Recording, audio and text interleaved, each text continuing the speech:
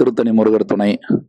நம்ம எவ்வளோ மன அழுத்தத்தில் இருந்தாலும், மன சங்கடத்தில் இருந்தாலும், மன சஞ்சலத்தில் இருந்தாலும், சுப்பிரமணியரை நினச்சி ஒரு 5 நிமிஷம், அதிகமாக வேண்டாம், ஒரு 5 நிமிஷம் உட்காந்துட்டு சுவாமியோட மூல மந்திரம் ஓம் ஷாம் சௌம் சரவண பவாய நமஹா, இந்த மந்திரத்தை மட்டும் நம்மளால முடிஞ்ச அளவுக்கு மினிமம் 108 தடவை நல்லாவே சொல்லலாம்.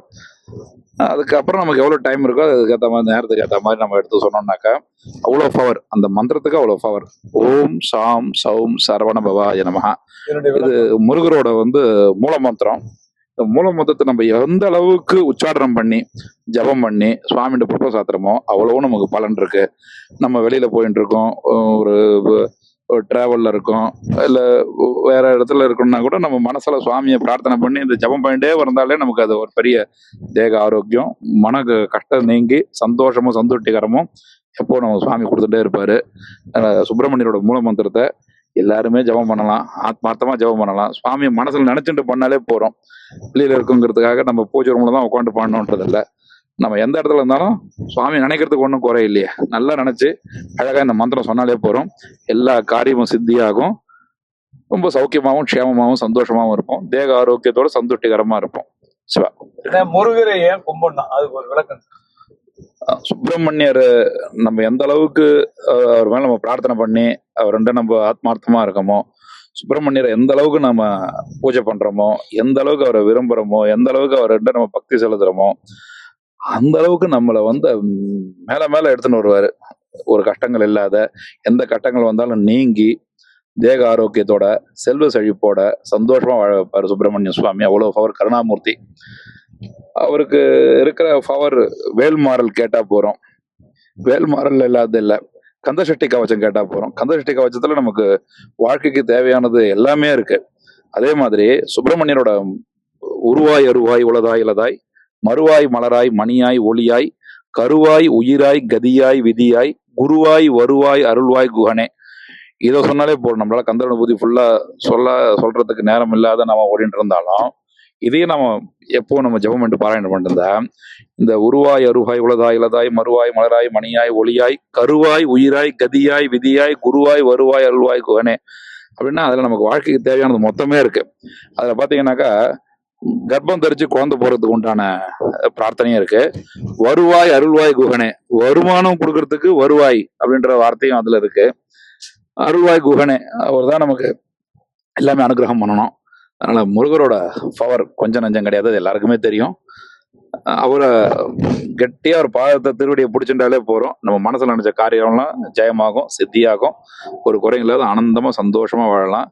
அவ்வளவு ஒரு பெரிய கருணாமூர்த்தி முருகர்.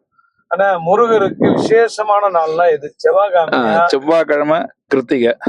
கிருத்திகா நட்சத்திரத்தப்போ சுவாமி அந்த வெள்ளி மயில் வாகனத்துல ஊர்வலம் வரும்போதாக இருக்கட்டும், சாதாரணமா கேடை உற்சவங்கள் நடக்கிற கோயிலா இருக்கட்டும், எப்பவுமே சுவாமி வீதி உலா வரும்போது கிருத்திகா நட்சத்திரப்போ சுவாமி தரிசனம் பண்ணாக்கா அவ்வளவு விசேஷம்.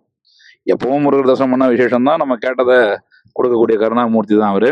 அந்த நட்சத்திரத்துல சுவாமியை திருவீதி உலா வரும்போது கிருத்திகா நட்சத்திரத்துல சுவாமியை கண்ணில் பார்த்து நம்ம தரிசனம் பண்ணோம்னாக்கா அவ்வளோ பலன், அவ்வளோ சந்தோஷம், நமக்கு மனசுக்கு ஆனந்தம், சுவாமியோட அனுகிரகமும் நமக்கு எப்பவும் இருக்கும். செவ்வாய்க்கிழமை விசேஷமான நாள், ஒரு மங்களகரமான நாள். செவ்வாய்க்கிழமை வெள்ளிக்கிழமைன்னும் போது ஒரு தனி வைப்ரேஷன் வரும் நம்ம மனசுல. நம்ம ஏதாவது நம்ம ஆகாரங்கள் நியமனம் வச்சிருந்தா கூட இந்த நாள் இதை சாப்பிட மாட்டோம்பா, செவ்வாய்க்கிழமை வேண்டாம், வெள்ளிக்கிழமைக்கு வேண்டாம், நாளைக்கு பார்த்தோம், அந்த மாதிரிலாம் இருக்கும். ஆனா எல்லா நாளும் மங்களகரமான நாளா இருந்தாலும் அந்த செவ்வாய் வெள்ளின்னு வரும்போது ஒரு முக்கியத்துவம் இருக்கும் மனசுல. நமக்கே ஒரு இந்த நாள்ல இதை சாப்பிடக்கூடாது, இந்த நாள்ல இதான் சாப்பிடணுன்ற மாதிரி ஒரு எண்ணங்கள்லாம் இருக்கும். நான் சொல்றது சாதாரணமா இந்த வெங்காயம் வெள்ளை பூண்டு சாப்பிடாதவாலே சில பேர் இருப்பா. அவள பேர் செவ்வாய்க்கிழமை வெள்ளிக்கிழமை சாப்பிட்றதில்ல, கிருத்திகளை சாப்பிட்றதில்ல, அமாவாசையில சாப்பிட்றதில்ல. இந்த மாதிரி சுவாமிக்கும் பெரிவாளுக்கும் உண்டான நாட்கள்ல இந்த மாதிரி பதார்த்தங்களை தவிர்த்து சுவாமியை நினைச்சு நிவேத்தியம் பண்ணி, சுவாமி இதெல்லாம் சாப்பிட மாட்டாரு, வெங்காயம் வெள்ளை பூண்டு சுவாமி நிவேத்தியம் பண்றதில்ல. அதுக்காக நம்ம அம்பாளுக்கு படையல் பண்ணும்போது வெங்காயம் பண்றோம், அதுக்கு ஒரு நாள் இருக்கும், அது செவ்வாய்க்கிழமை ஜாத்திரைன்னு சொல்லி பண்ணுவோம், அன்னைக்கு அந்த அம்பாளுக்கு விசேஷம், அவ்வளவுதான். தவிர மீதி எல்லா தெய்வங்களுக்கும் பண்றதில்ல. அந்த மாதிரி சுவாமிக்கு உகந்ததை நம்ம நிவேத்தியம் பண்ணி அந்த பிரசாதத்தை நாம சாப்பிட்றதா நம்ம ஸ்ரேயஸை கொடுக்கும். அதுதான் நமக்கு தேக ஆரோக்கியத்தையும் பலத்தையும் கொடுக்கும். ஆனா திருத்தணியில தெப்ப குளத்துல உப்பு சுத்தி போடுறாங்க, வெள்ளம் போடுறாங்க, என்ன காரணம்? உப்பு சுத்தி போடுறதுன்றது வந்து நம்மளுடைய சர்வ திருஷ்டி நிவாரணத்துக்காக போடுறது. உப்பு நம்ம எந்த அளவுக்கு சுத்தி நம்ம ஜலத்துல சேர்க்கிறோமோ அந்த அளவுக்கு நம்ம திருஷ்டிகள்ல கரையும். வெள்ளம் சுத்தி போறதும் திருஷ்டிக்காக வேண்டிதான். வெள்ளத்தை வந்து சில பேருக்கு அந்த மறு இருந்தாக்கா அது சுத்தி போறது உண்டு, சில பேர் திருஷ்டிக்காகவே போறதும் உண்டு. ஆனா அந்த உப்பும் வெள்ளமும் வந்து சுத்தி போடுறது வந்து பெரிய கண் திருஷ்டியை நமக்கு கொஞ்சம் நிவர்த்தி பண்ணி கொடுக்கும். உப்புக்கு அவ்வளவு பவர் இருக்கு. மகாலட்சுமி ஸ்வரூபம். திருத்தணி தெப்ப குளத்துடைய சிறப்பு என்ன? சரவண பொய்கை. சரவண பொய்கை வந்து சுவாமியோட வேல் அது மூலமா உருவானதுதான் சரவண பொய்கை. அற்புதமான க்ஷேத்திரத்துல அற்புதமான திருக்குளம். சரவண பொய்கைன்னு தான் பேர் அதுக்கு. சுவாமி தெப்பல் திருவிழா தெப்பல்ல வரும்போது நமக்கெல்லாம் பக்தர்கள்லாம் எப்படி காட்சி கொடுக்குறாரோ அந்த மாதிரி ஜலத்துல இருக்கிற ஜல ஜந்துக்களுக்கும் மீன்ல இருந்து இருக்கிற இவாளுக்கும் அந்த காட்சி கொடுக்கறதுக்காக வேண்டிதான் தெப்பல்ல வர்றது. அந்த தெப்பல் ரொம்ப விசேஷமா இருக்கும். எந்த கோயில்லையுமே எந்த சுவாமியுமே தெப்பல்ல வரும்போது நம்ம தரிசனம் பண்றது மகா விசேஷம். அது ஒரு மனசுக்கு ஒரு ஆனந்தமும் கூட. படைவீட்டம்மனுக்கும் முருகருக்கும் என்ன சம்பந்தம் திருத்தணியில? படவேட்டம்மன்றது வந்து கிராம தேவதை. அந்த கிராமத்தை ரட்சிக்கிற அம்பாள். எல்லாருக்கும் பெரிய அதாவது கவச்ச குண்டலம் போல அந்த அம்பாள் மீது நமக்கு எது நடக்காது. கிராம தேவதைன்றது படவேட்டம்மன், ஏகாத்தம்மன் அப்படின்னு 2 அம்பாள் எல்லா ஊர்லயும் இருக்கிறது உண்டு. வருஷத்துக்கு ஒரு 10 நாள் திருவிழா நடக்கும். அது ஜாத்திரைன்னு சொல்லி ரொம்ப சிறப்பா கொண்டாடுறது உண்டு. அந்த அம்பாளுக்கு உண்டான நைவேத்தியங்கள், பிரசாதங்கள், ஹோமங்கள், பூஜைகள், அந்த 10 நாள் திருவிழாக்கள்லாம் ரொம்ப சிறப்பா பண்றது. கிராம தேவதை, கிராமத்தை காப்பாற்றக்கூடிய அம்பாள். முருகர் இருக்காரு, சிவன் இருக்காரு, எல்லா சுவாமியும் எல்லா கஷேத்திரமும் எல்லா இடத்துல இருந்தா கூட நமக்கு எத்தனை பேர் இருந்தாலும் நமக்கு அம்மா மாதிரி நமக்கு இன்னொருத்தர் வர முடியாது இல்லையா? அந்த மாதிரி நம்ம தாயா ஸ்தானத்துல இருந்து நம்மளை ரட்சிக்கிறதுக்காக வேண்டி கிராம தேவதை. அந்த கிராம தேவதையோட பரிபூர்ண அனுகிரகத்தினாலதான் நம்ம எந்த இடத்துக்கு போயிட்டு வந்தாலும், நம்ம வெளியில போறோம் 10 நாள் 15 நாள் வெளியூர் போயிட்டு வரோம், வேலைக்காக போயிட்டு வரோம், நம்ம வெளியில போறதும் உள்ள வந்து கிராம தேவதை நம்ம ரட்சிக்கிறது. ரொம்ப முக்கியத்துவம் கொடுக்கணும். கிராம தேவதை வந்து எல்லாருமே அந்த திருவிழால கலந்துக்கிறது பெரிய விசேஷம். வாரத்துல ஒரு நாளாவது அந்த அம்பால போய் தரிசனம் பண்ணிட்டு வர்றது ரொம்ப சிறப்பு. ஆனா இப்ப திருத்தணியில கல்யாணம் பண்ணவங்க ரொம்ப நாள் தம்பதிகளா இருப்பாங்களா, இல்ல பிரச்சனை வருமா? கொஞ்சம் இதுவான கேள்விதான் அது. அந்யோன்யமா இருக்கிறதுக்காக வேண்டிதான் சங்கல்பம் பண்ணி பிரார்த்தனை பண்ணி கல்யாணம் பண்றது. சுவாமின்ற வள்ளி கல்யாணம் பண்ண க்ஷேத்திரம், நல்லா பிரார்த்தனை பண்ணி தான் கல்யாணம் பண்றா. அவருடைய சூழ்நிலைகள் பெரியாம இருக்கிறது சந்தோஷமான விஷயம், பெரிஞ்சா வருத்தமான விஷயம். அவருடைய கருத்து வேறுபாடுகளை பொறுத்து இருக்கு.